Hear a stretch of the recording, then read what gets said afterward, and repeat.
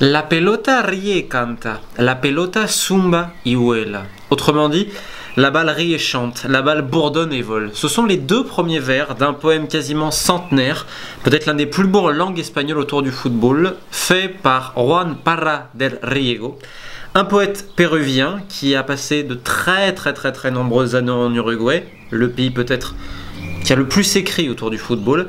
Et ce poème s'intitule Loa del Football. Je le prononce peut-être mal, mais en tout cas, je voulais démarrer cette vidéo péruvienne avec ces quelques mots qui sont ressurgis récemment dans l'actualité de ce pays. Un pays forcément marqué par ses 36 ans d'absence au mondial, depuis 82.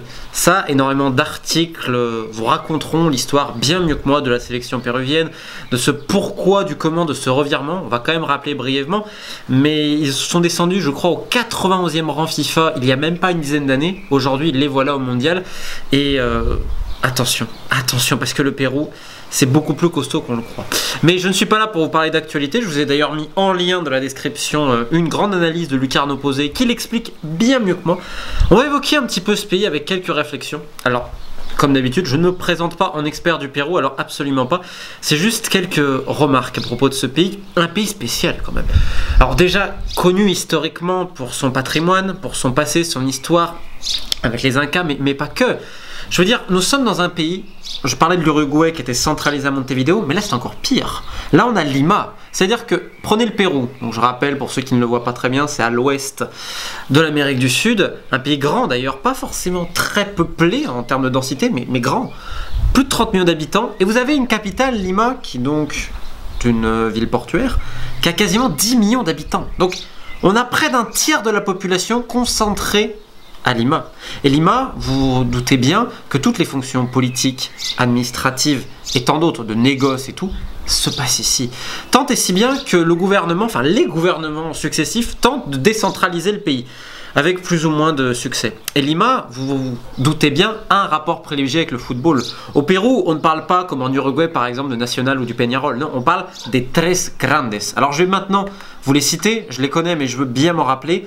Pour vous, voilà. L'Universitario de Deportes. Pourquoi j'ai regardé? Parce que je me trompe à chaque fois. Je confonds avec la U de Chile, vous voyez. L'Alianza Lima et le Sporting Cristal. Ce sont dit les trois grands. Alors, j'ai pas les qualités pour vous expliquer quel club est exactement où à Lima, etc. Non, mais ce qui est intéressant, c'est de voir que dans ce pays ultra centralisé, la majeure partie des titres ont été conquis par 3 équipes de Lima. Et ce qui est encore plus intéressant, c'est de voir la dénomination du championnat péruvien qui depuis 1966 est le Torneo Descentralizado, donc littéralement le tournoi décentralisé. Pourquoi? Puisqu'avant 1966, il y avait uniquement des équipes de Lima qui pouvaient participer à ce championnat. Maintenant, c'est ouvert à des équipes de tout le pays. Et contrairement à l'Uruguay, où vous avez 90% des clubs qui évoluent à Montevideo, au niveau professionnel, au Pérou, c'est pas le cas. Au Pérou, vous pouvez avoir des clubs dans toutes les régions et départements qui composent ce beau pays. Et quand je vous disais que Lima et que le Pérou, il y a quand même quelque chose de spécial, je veux dire, Lima, c'est une ville, la légende dit, où il n'y a quasiment pas de pluie. Elle n'a pas de pluie, mais la ville est humide. Admirez le paradoxe. Et encore pire que ça, il n'y a pas d'eau et pourtant il y a eu les inondations. Je pense que vous vous rappelez l'année dernière ce qui s'est passé, plus de 70 morts, je ne dis pas de bêtises, à cause de ces inondations dans la capitale péruvienne. Et comme tant d'autres villes en Amérique du Sud, je ne pourrais pas dire en Afrique ou en Asie, c'est un peu une ville champignon. Ça fait qu'elle n'a pas été construite pour un tel gigantisme aujourd'hui. C'est un peu le même problème qu'à Mexico d'ailleurs, où on a des problèmes de pollution, de nappes d'eau, nappes phréatiques, etc. On retrouve un petit peu ça à Lima aujourd'hui. Et surtout au niveau pollution. Et ce qui est encore plus curieux, c'est de voir donc un centre dynamique, tout ce que vous voulez, et forcément à côté la périphérie. Installation de fortune et tout. Alors c'est quand même encore paradoxal pour un pays dont la croissance économique est avérée et réelle depuis le milieu des années 2000, donc entre 2000 et 2010. Et pourtant, la pauvreté, elle n'a pas été éradiquée, loin de là. Et le football, vous allez me dire au milieu de tout ça, pourquoi je vous parle de tout ça? Parce que le football, si vous lisez un petit peu la presse péruvienne, j'ai parcouru ça aujourd'hui avec beaucoup d'amour, j'ai envie de dire, je l'avais déjà fait un peu ces derniers mois, vous vous rendez compte de l'espoir et à quel point le football est mis très haut dans la hiérarchie. C'est le sport numéro 1 sans aucune commune mesure. Alors, il y a un petit peu de basket, vous avez un petit peu de volley pour les femmes, vous avez également du combat de coq, un peu de corrida, mais le football, les enfants, le football.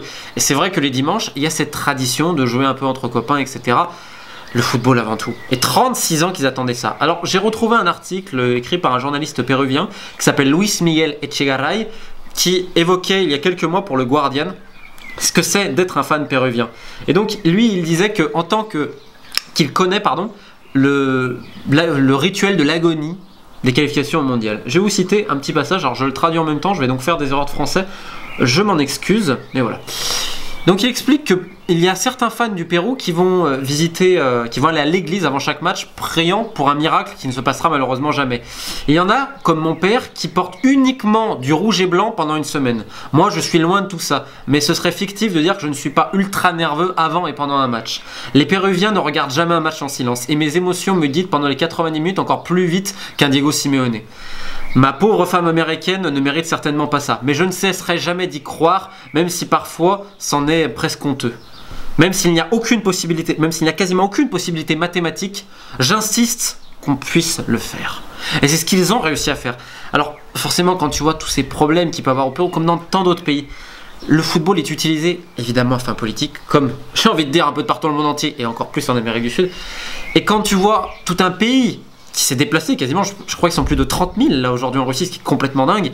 Quand tu vois la mobilisation qu'il y a eu pour le capitaine Guerrero et tout ce qui s'est passé, t'as envie d'être curieux et t'as envie de voir un peu plus ce qu'est ce football péruvien. Alors je ne suis pas du tout expert, je vous ai mis des liens en description pour tous ceux que ça intéresse, mais quand même les enfants. Moi je me rappelle évidemment de Norberto Solano, j'ai un peu grandi avec ça quand tu regardes un peu de football sud-américain, le magicien sur t'arrêter de Newcastle, je sais pas si vous vous rappelez, malheureusement trop blessé. Et quand même le Pérou, il y a énormément à dire, que ce soit sur l'accent, sur la gastronomie, sur ce foot très spécial, divisé entre les trois grands, mais également, et ça c'est à souligner quand même, dans tout le pays. Et le pays il est grand, je vous le rappelle. Donc voilà, bonne chance à eux et j'espère que ces petites vidéos vous plaisent. Et encore une fois, pour tous ceux qui veulent approfondir, les liens sont dans la description. Passez une bonne journée.